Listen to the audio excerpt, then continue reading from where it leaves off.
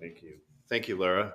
I'm Jeff. I'm an alcoholic. And I do apologize. I won't be able to do what's an important part of my meeting, my AA meetings, and that's the meeting after the meeting.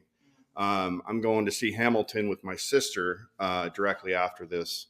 So I can't stay and do the mingling and getting to know you guys and all of that stuff. And that's a gift of Alcoholics Anonymous, really, because my relationship with my sister wasn't terrible when I was drinking, but it wasn't great. And part of my amends to her is that I spend time with her now and we do things like Hamilton, or we do Christmases, or we do New Year's, or whatever it may be. And that stuff is important to me today. Our relationship isn't the best, I would say, but it's better than it was when I was drinking. And I appreciate Alcoholics Anonymous and the 12 steps and the program of action that it gives me to make repairs of my relationship, amends my relationships with others. And I so appreciate that. And that's through good sponsorship, a home group, being of service, and helping others. And so, yeah, I love Alcoholics Anonymous for what it's done for me in my life. And my sober date is January 7th, 2010. So I have a little over 15 years. I don't know about you guys, but I didn't pick January 7th, 2010 as my sober date. It just sort of happened that way. And I'll talk more about that in a minute. And I have a home group. It's a men's meeting up in Renton on Friday nights called The Hot Stove.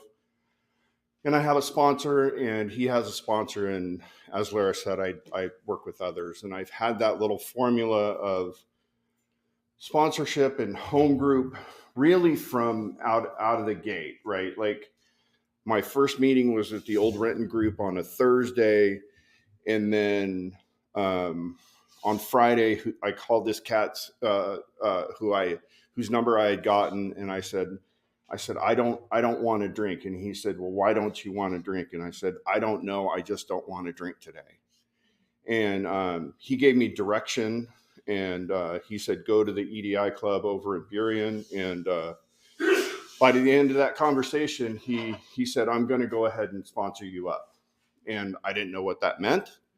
And I just said, okay, and honestly, I believe that man saved my life. I would have continued going the way that I was going had I not had that direction from an initial sponsor right out of the gate.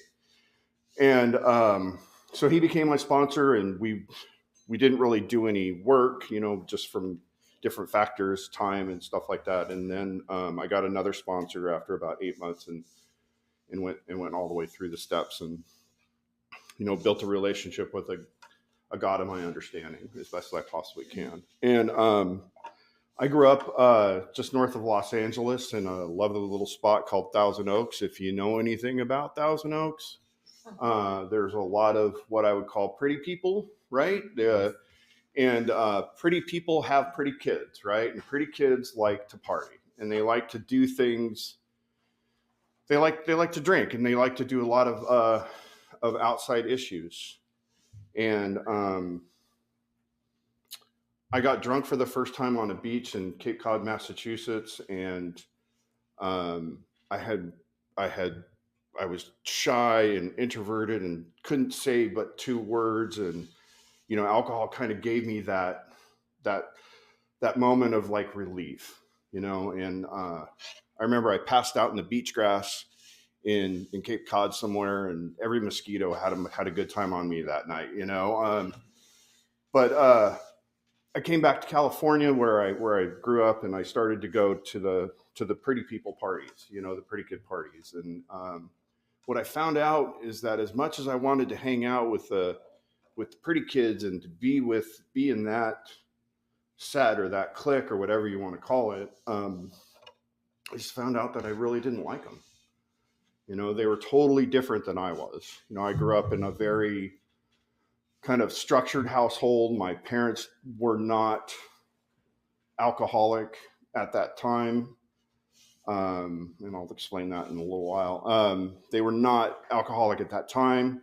And they, they drank more than I wanted to. Like my folks wouldn't even let us drink until we were 21. Like it was legal, and so I'm going to these parties and I'm hanging out with these people, and slowly those start to go away because I don't like those people, and I start doing a lot of outside stuff. It was the 80s, so there's a lot of powdery substance that numbs your face kind of stuff, and the one thing that I'll say about that is that for me, that always started with alcohol. Alcohol is what got me to Alcoholics Anonymous. It wasn't anything that's outside of Alcoholics Anonymous, and I don't ever recall buying a 12 pack of Fresca and go getting a big bag of cocaine. Right, like it always started with a 12 pack of like why did we ever drink this? But like Coors Light, which is just disgusting.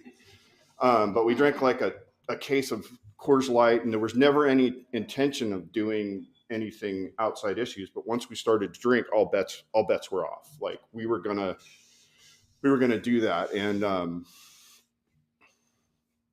I graduated high school, and I didn't really have any ambition to do anything. I didn't really want to do. I didn't know what I hadn't.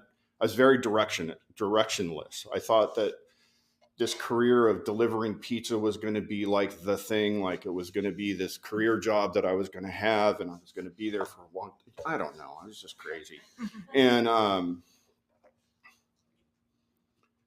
so I at about 20, 21, 22, my parents were starting to become a little bit of a problem.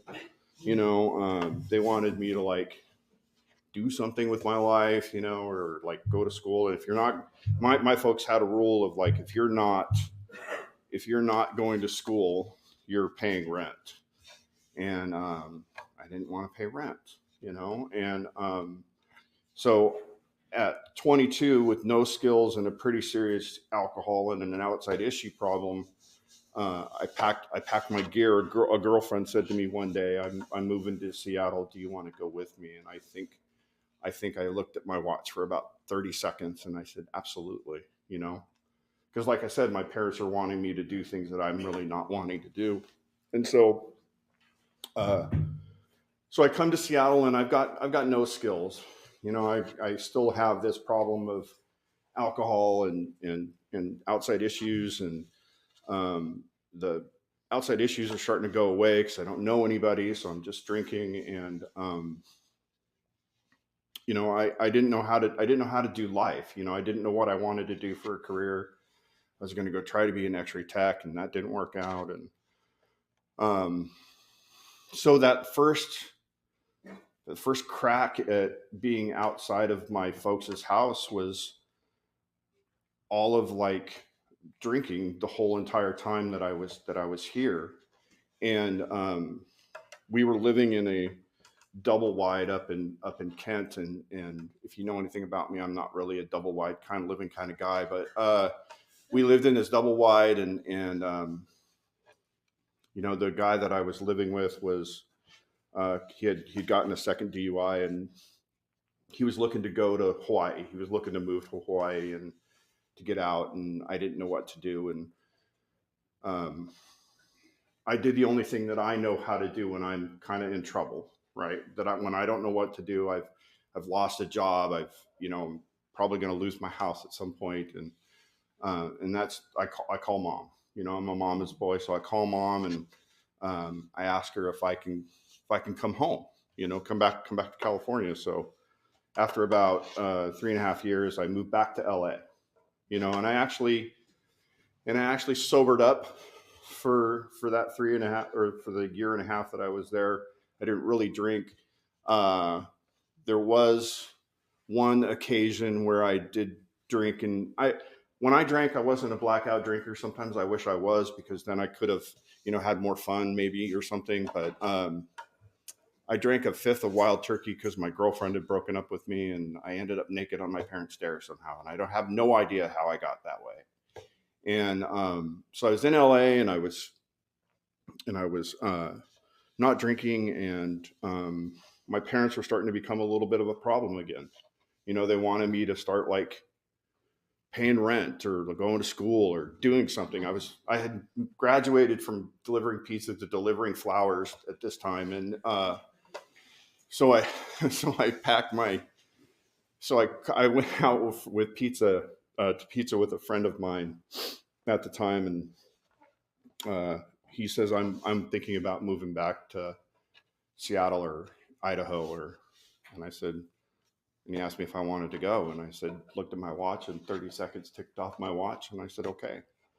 And this time I had skills. I knew how to like pay bills and knew how to take care of myself, but I still had a pretty serious alcohol problem.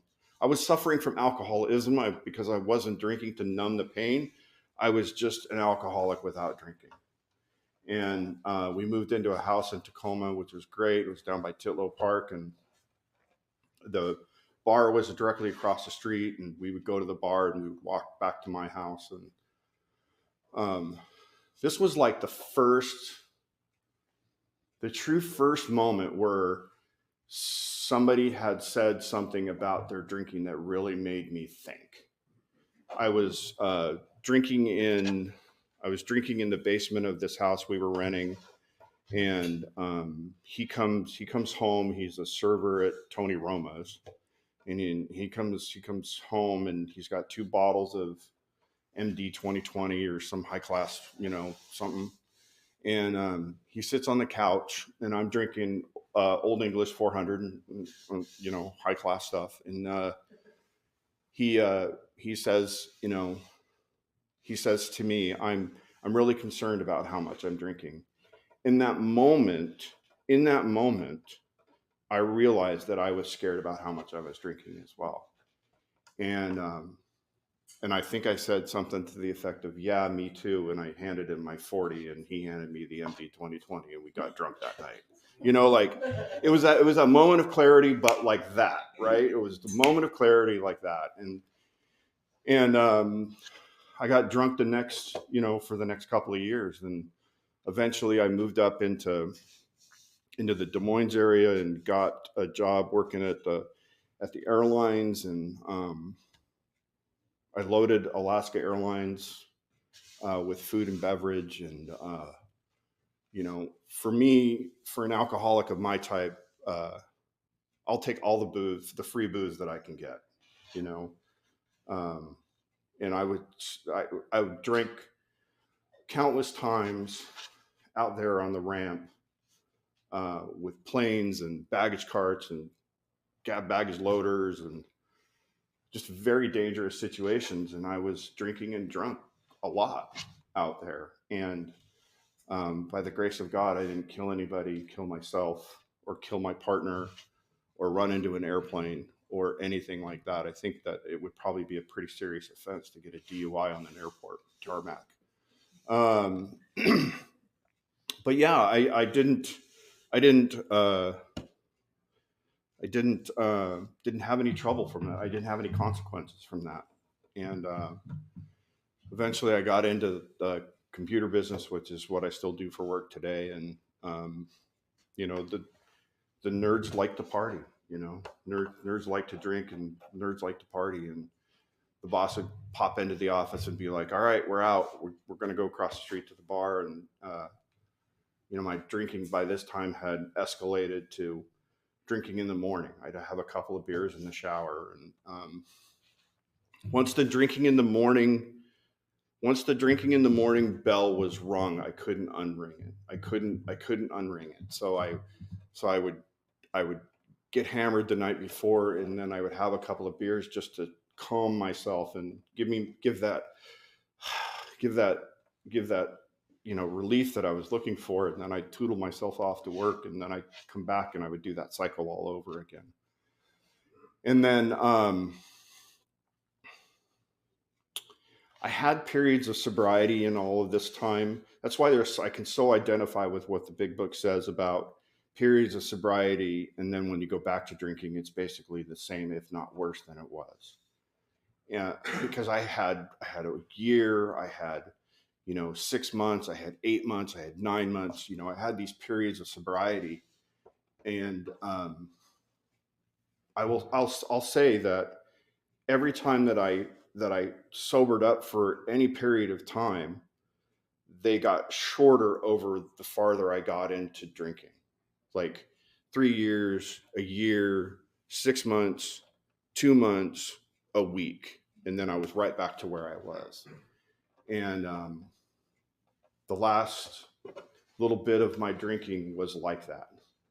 I hadn't drank in, I think, a week and a half, and it was around Halloween in 2009, and I was hanging out with my friends, and my bartender just asked me what I would like in a Diet Coke, and I said I don't know, and she added rum to it, and I was off, and uh, I I was still drinking in the morning, and I had started to get really desperate. I would go out to AA.org, and I would answer the 20 questions that were on there, and I wouldn't answer them honestly, even though nobody was looking at my test, right? Nobody was grading me.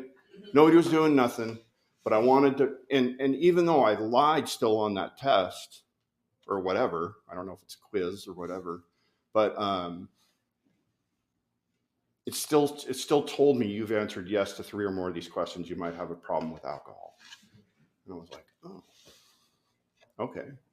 So I'm answering I'm drink for about 2 or 3 weeks, and then I'm just physically and emotionally and just brutalized, and I can't, and I sober up again, and I sober up for a couple of days, and then I start the cycle all over again. And I remember there was a time I was sitting on my couch, and it was a beautiful sunny day, and I was watching the world go by, and I was drinking, and I never want to feel that again. Like I wanted to be out there in the world, and I could just never ever get off the couch to go out and play in the world. And that's when I started to think about taking my own life. That was the only way that I thought I was going to get sober. I was looking at treatment. I was just trying to figure out ways to sober up because I wanted to be sober more than anything else. And God eventually answered my prayer, because there were a lot of times that I would be laying on the bathroom floor or laying in bed and saying, God, I just want some help. Please help me. And I don't know what was different that morning. I don't know what was different. I woke up, I had my typical couple of beers in the shower, and I went off and I tootled myself off to work like I normally did. And the next thing I know, I'm reaching out to a friend of mine, the gal I moved up here to Seattle with in 1988, who's now probably close to 40 years sober. And she said, somebody will be calling you. And this guy called me and asked me if we had a place to talk. And I said, yeah. And I went to this back office. I was at work, and he yelled at me. And I think I had one feeling left, and he hurt that one feeling because he yelled at me. And he asked me a bunch of questions, like, how much are you drinking? How's your job? How's your relationship?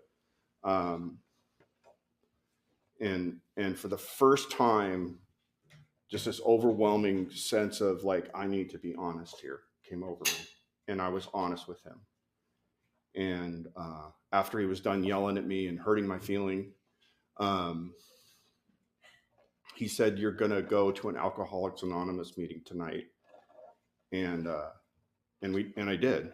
And I printed out where it was. This was long ago when we had MapQuest, and I printed out the directions. I lived in SeaTac at the time, and I didn't even know Renton existed because I'd never been over here, and I didn't even know 405 went this far. And I came to the old Renton group, and it was warm. Like, I got sober in January. It's cold in January, and I walked down the 12 steps into the basement of this church, and they were all milling around doing the meeting before the meeting, and they were all milling around, and they all knew one another, and they loved one another. And you could tell there was God was present in that room, and I knew it. And I sat down at this table, and I knew that this was where I belonged. Like I gotten my butt kicked for 30 years only to end up in Alcoholics Anonymous. I'd sniffed around Alcoholics Anonymous before, back in the 80s and again in the early 2000s. And I'm a believer that if I do any kind of sniffing of any kind of recovery program, chances are pretty good I'm going to need it. And that's where I got my first sponsor, was at that meeting the next day. And I made the mistake of going to a business meeting with him after about 30 days of sobriety, and the greeter position came up at this meeting, and he raised my hand for me, and he told me it's January, and he told me to go stand out in front of this church and say hi to these people. And I was so terrified. What am I going to say to these people? I'm not drinking. What am I going to say to them? And I just stood there, and I heard about dances and conferences and, doing fun stuff in Alcoholics Anonymous. And these people had 30, 35, 36, 37 years of sobriety. And they've been through the steps, and they all had sponsors, and they all did the deal to the best of their ability. And it blew my mind. It blew my mind. And I did that position. I was crazy, man. Like, you'd be getting out of your car halfway across the parking lot, and I'd be there, like, right on you, like, hello, giving you a hug. I wanted to be the best greeter in Alcoholics Anonymous ever, that's for sure. And but I wanted to belong to something, and I kind of found this place that I felt like I had belonged, that thing I'd been looking for my entire life. And after about 8 months, I got another sponsor, and he took me all the way through the steps. And I had done an inventory. I'd sat in the 4-step parking lot for probably, 4 or 5 months or something like that. And we did this inventory, and I'd go over to his house, and he would kibitz me on, hey, was it your mom? Was it your dad? What friends? What else can you think of? And I ended up with I had 119 names on my resentment inventory, and I had a country on there. I had a vice president on there, those sorts of things. And it was just way overdone. And when I did my 5th step with him, and I told him all of the stuff that was hanging in my closet that I was going to take to my grave, he didn't run off and go to Facebook and be like, hey, this guy told me this, or whatever. He just told me that he loved me, and I was like, that's weird, because I've only known you like 6 months or something like that. And, as I was leaving his house, he was kind of a hippy dippy kind of guy. And he had me choose a color for my higher power. And we did this inventory in November. And as I walked out of his house, and I had chosen sky blue because it reminded me of my mom. And the clouds parted just as I was walking out the door, and there's a big patch of blue sky right in front of me. And I knew right then that I was going to belong, that I belonged, that I was part of Alcoholics Anonymous, that there was a God. And I understood. And I'd had this relationship with this guy and this man that I'd never thought could happen before. And it changed my life. So those 2 significant things of sitting in a business meeting and getting my hand raised for me and doing an inventory with another man and telling him all of this stuff changed my life. And then New Year's Eve, 2013, I got a call in the middle of the afternoon from my sister I'm going to go see Hamilton with tonight. And she never called me during the day. And strangely enough, I knew what she was calling me about. She called me and told me that my mom had died. And I was devastated, and I was freaking out, and I didn't know what to do. So I was working. I'd worked from home that day, and I called my supervisor, and I logged off for the day, and I started making phone calls. I called my sponsor first. He didn't pick up. I called a sponsee. He came over. Guy who lived across the street from me was in the program. He came over, and within an hour, there were 6 other men sitting in my living room, eating fried chicken and just there to support me.